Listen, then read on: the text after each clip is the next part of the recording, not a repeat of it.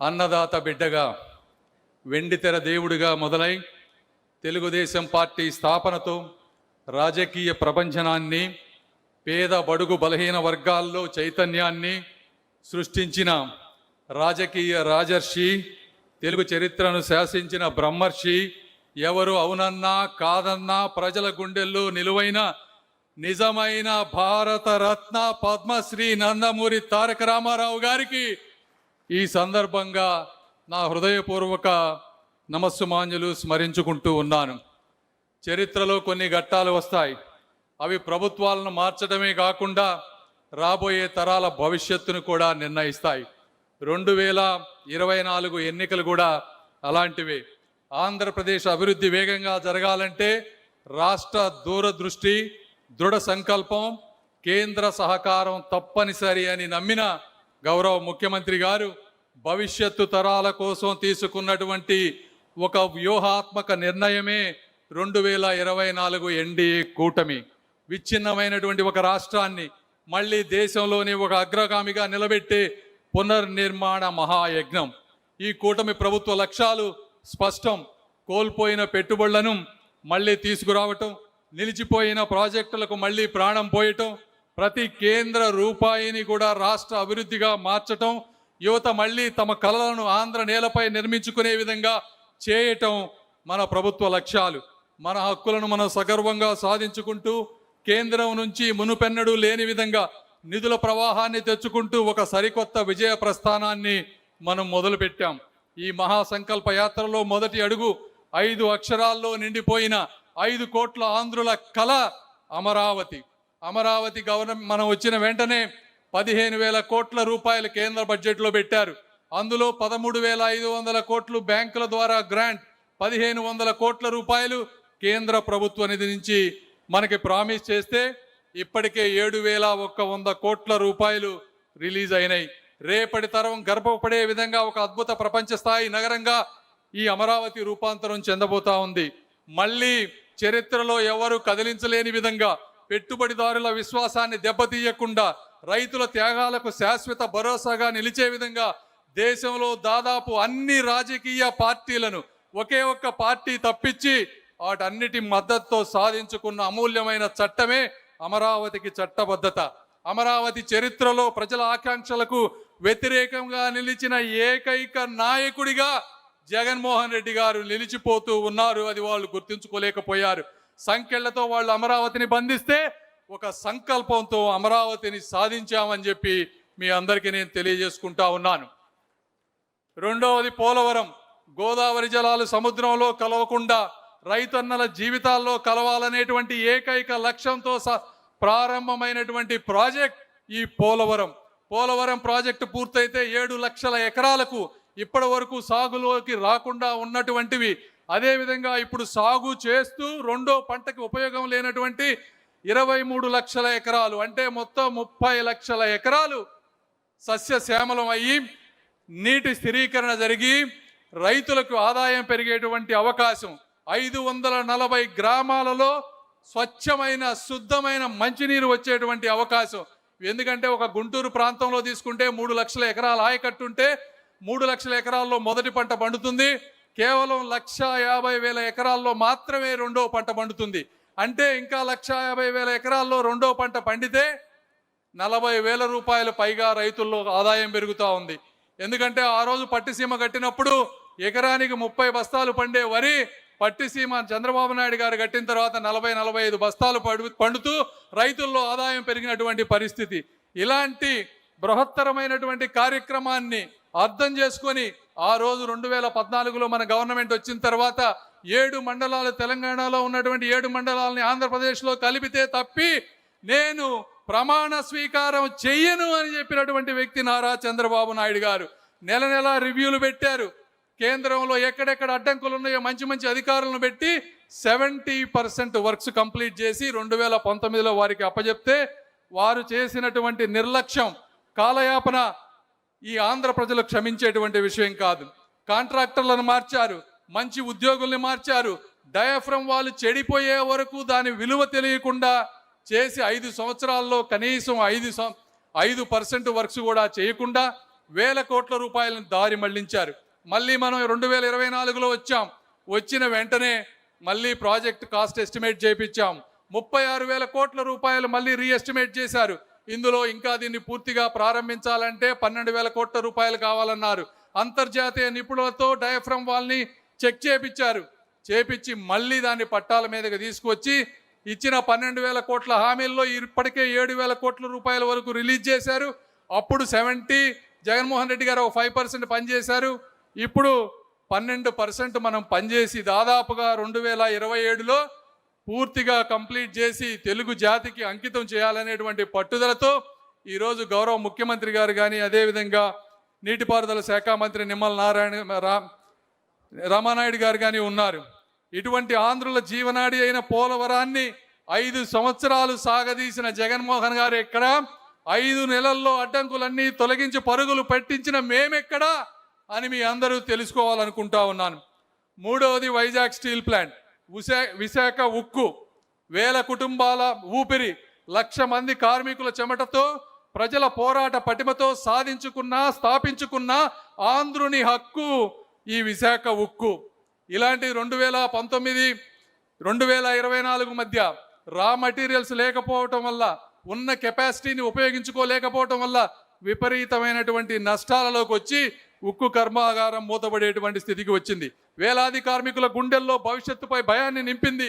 అలాంటిది 2024లో మనం వచ్చిన తర్వాత అర్ధరాత్రి, నాకు ఆ సంఘటన ఈ రోజు కూడా గుర్తుంది, నిర్మలా సీతారామన్ గారు రాత్రి 12 గంటలకు ఫ్లైట్ దిగి వస్తే 1 గంటకి finance minister, steel minister Chandrababu Naidu గారితో కూర్చొని 11,400 కోట్ల రివైవల్ ప్యాకేజీ తీసుకొచ్చామంటే ఇది తెలుగుదేశం ఘనత అని మీ అందరికీ నేను తెలియజేస్తా ఉన్నాను. అవే కాకుండా స్టేట్ నుంచి ఇవ్వాల్సినటువంటి వాటర్, పవర్, ట్యాక్సెస్ అన్నీ రిలీవ్ చేసి ఈ రోజున 3వ బ్లాస్ట్ ఫర్నెస్ను కూడా స్థాపించి మొట్టమొదటిసారిగా మళ్ళీ 50 కోట్ల రూపాయల ప్రాఫిట్ని తీసుకొచ్చేటువంటి పరిస్థితిని కూడా స్టీల్ ప్లాంట్ని తీసుకొచ్చామని మీ అందరికీ తెలియజేస్తా ఉన్నా. మూతపడే స్థితి నుంచి మళ్ళీ మార్కెట్లో ధైర్యంగా నిలబడే స్థాయికి విశాఖ ఉక్కు చేరింది అంటే దానికి కారణం కూటమి ప్రభుత్వ సమన్వయం, సంకల్పం అని తెలియజేసుకుంటూ, జగన్మోహన్ రెడ్డి గారు కానీ ఇంకొకళ్ళు కానీ ఉక్కును కరిగించవచ్చునేమో కానీ ఈ ఆంధ్రుల సంకల్పాన్ని, చంద్రబాబు నాయుడు గారి సంకల్పాన్ని కరిగించలేరు అని మీ అందరికీ నేను తెలియజేసుకుంటా ఉన్నాను. అదేవిధంగా ఈ పథకాలు తీసుకుంటే సెంట్రల్ స్పాన్సర్డ్ స్కీమ్స్, ఈ దేశం అభివృద్ధి చెందాలని విస్తృతమైనటువంటి నిపుణులతో అనేక కమిటీలు వేసి ప్రతి రంగానికి, ప్రతి వ్యవస్థకి, ప్రతి వ్యక్తికి కూడా స్కీమ్స్ను పెట్టి అనేక సెంట్రల్ 60-40 కానీ 50-50 భాగస్వామ్యంతో అనేకమైనవి తీసుకువచ్చారు. ఆ రోజు మనం 2014-19లో ఉన్నప్పుడు జాతీయ ఉపాధి హామీ పథకాన్ని ఉపయోగించుకొని ఆ రోజు నారా లోకేష్ గారు ముఖ్యమంత్రిగా, మన పంచాయతీరాజ్ శాఖ మంత్రిగా ఉన్నప్పుడు ప్రతి గ్రామంలో, ప్రతి SC/ST కాలనీలో, ప్రతి BC కాలనీలో సిమెంట్ రోడ్లు వేయించిన ఘనత కూడా మనమే తెలియజేస్తా ఉన్నాను.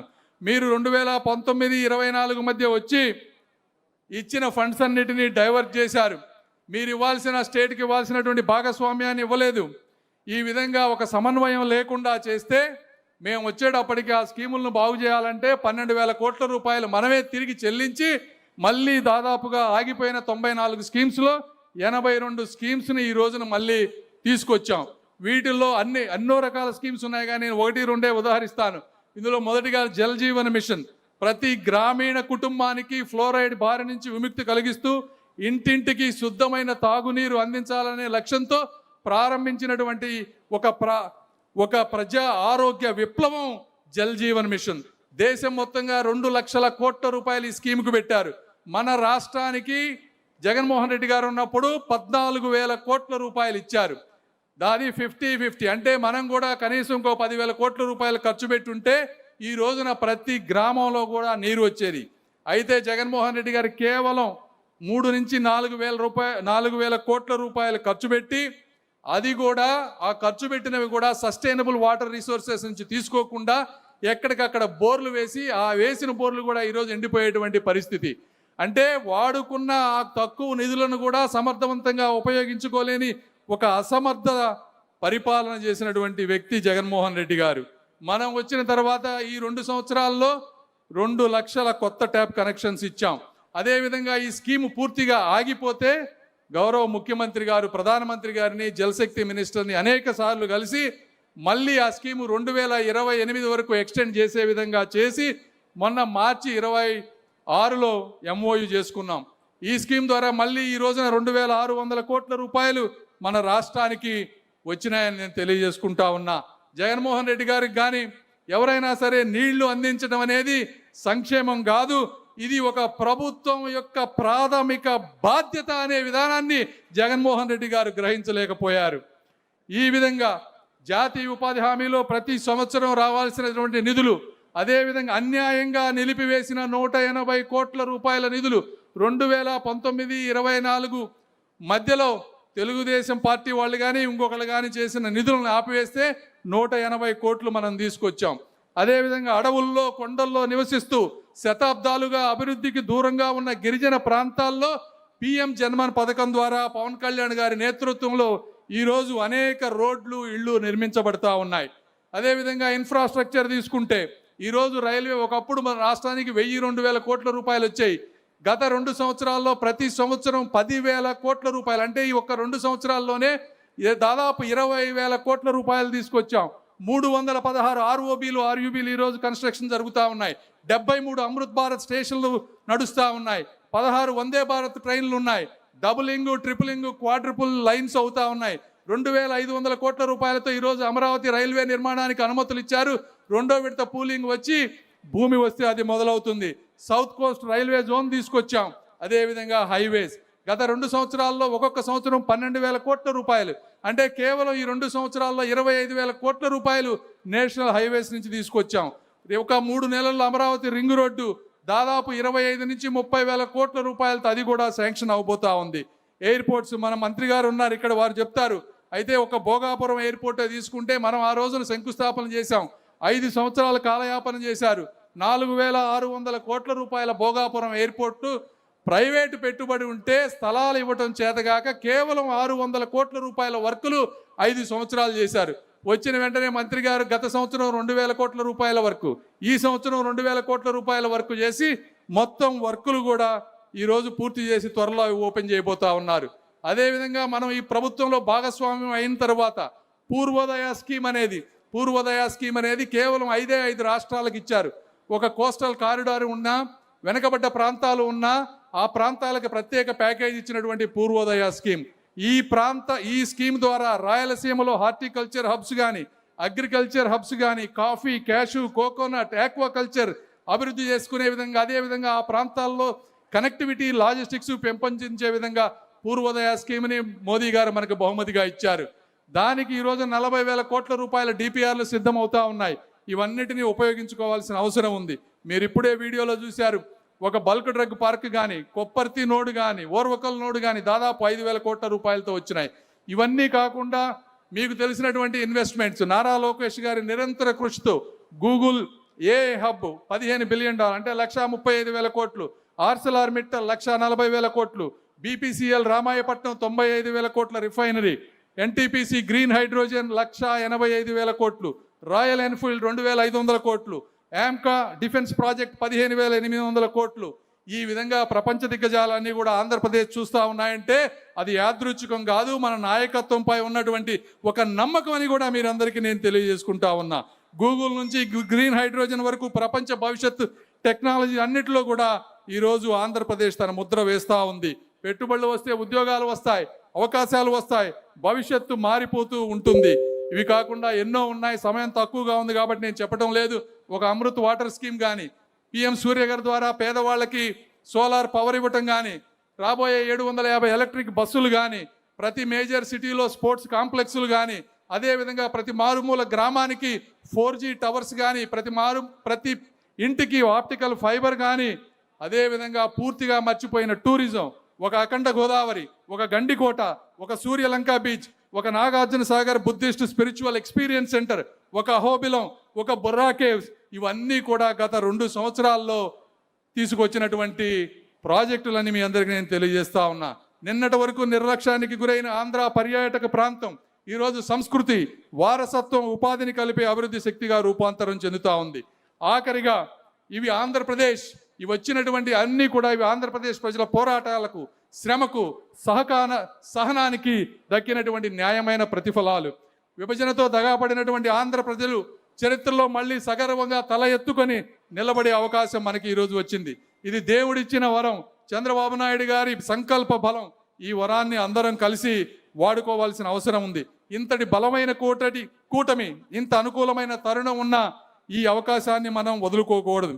నియోజకవర్గం నుంచి సచివాలయం వరకు, రాష్ట్రం నుంచి కేంద్రం వరకు ఒకే దిశ, ఒకే దృక్పథం, ఒకే సంకల్పంతో నడిస్తేనే 5 కోట్ల ఆంధ్రుల స్వర్ణాంధ్ర గమ్యం చేరుతుంది. అన్నిటికంటే ముఖ్యంగా ఆఖరిగా ఈ అమరావతి నుంచి పోలవరం వరకు, రహదారుల నుంచి రైతన్నల సంక్షేమం వరకు, మౌలిక సదుపాయాల నుంచి యువత విజయ పదం వరకు ఆంధ్రప్రదేశ్ పునర్నిర్మాణానికి కేంద్ర ప్రభుత్వం అందిస్తున్నటువంటి విశేష సహకారాన్ని ఈ సభ హర్షధ్వానాలతో అభినందిస్తోంది. ఆంధ్రప్రదేశ్ ఆశయాలకు అండగా నిలుస్తున్న గౌరవ ప్రధానమంత్రి శ్రీ నరేంద్ర మోదీ గారికి, కేంద్ర ప్రభుత్వానికి ఈ మహానాడు సభ సాక్షిగా కృతజ్ఞతలు తెలియజేసుకుంటూ ఈ అవకాశాన్ని ఇచ్చిన మీ అందరికీ ధన్యవాదాలు తెలుపుకుంటూ సెలవు తీసుకుంటున్నాను. జై తెలుగుదేశం.